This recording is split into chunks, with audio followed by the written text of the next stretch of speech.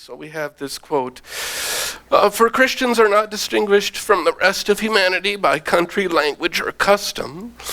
For nowhere do they live in cities of their own, but nor do they speak some unusual dialect, nor do they practice an eccentric way of life." So the Missouri Synod would be out on this. No, sorry.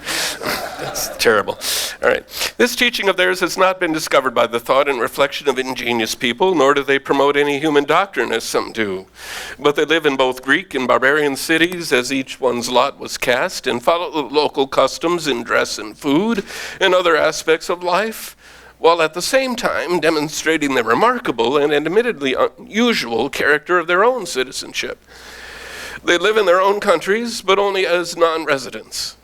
They participate in everything as citizens and endure everything as foreigners. Every foreign country is their fatherland, and every fatherland is foreign. They marry like everyone else and have children, but they do not expose their offspring. They share their food, but not their wives." That's my favorite line. Oh, man. "They are in the flesh, but they do not live according to the flesh. They live on earth, but their citizenship is in heaven. They obey the established laws. Indeed, in their private lives, they transcend the laws. They love everyone, and by everyone they are persecuted. They are unknown, yet they are condemned. They are put to death, yet they are brought to life. They are poor, yet they make many rich. They are in need of everything, yet they abound in everything. They are dishonored, yet they are glorified in their dishonor. They are slandered, yet they are vindicated.